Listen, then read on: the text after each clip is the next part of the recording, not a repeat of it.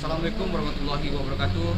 Perkenalkan, nama saya Muhammad Jibril Faika Hanun, asal dari kelas 1B dengan NIM 1210504.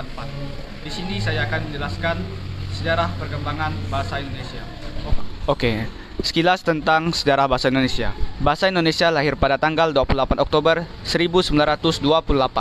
Pada saat itu, para pemuda dari berbagai pelosok Nusantara berkumpul dalam kerapatan pemuda dan berikrar: 1.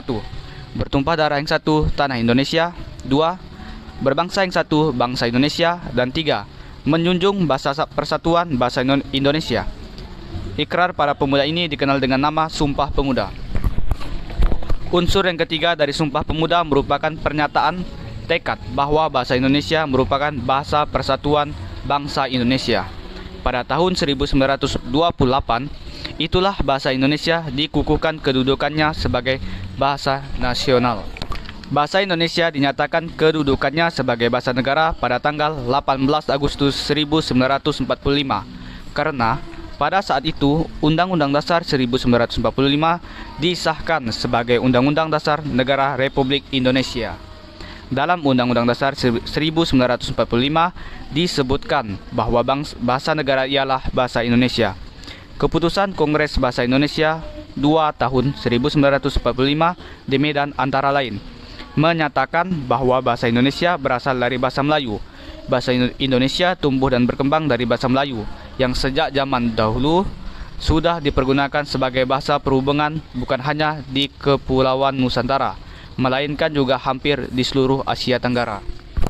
Pada zaman Sriwijaya, bahasa Melayu dipakai sebagai bahasa kebudayaan, yaitu bahasa buku, pelajaran, agama Buddha. Bahasa Melayu ini juga dipakai sebagai bahasa perhubungan antar suku di Nusantara dan sebagai bahasa perdagangan, baik sebagai bahasa antar suku di Nusantara maupun sebagai bahasa yang digunakan terhadap para pedagang yang datang dari luar Nusantara.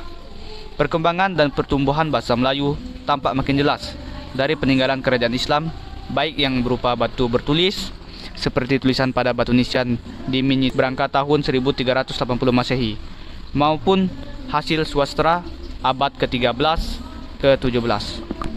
Perkembangan bahasa Melayu di Nusantara mempengaruhi dan mendorong tumbuh rasanya persaudaraan dan persatuan bangsa Indonesia. Komunikasi antar perkumpulan yang bangkit pada masa itu menggunakan bahasa Melayu. Para pemuda Indonesia yang tergabung dalam perkumpulan pergerakan secara sadar mengangkat bahasa Melayu menjadi bahasa Indonesia yang menjadi bahasa persatuan untuk seluruh bangsa Indonesia.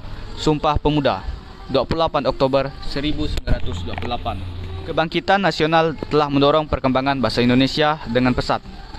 Peranan kegiatan politik, perdagangan, persuratan kabaran, dan majalah sangat besar dalam memodernkan bahasa Indonesia.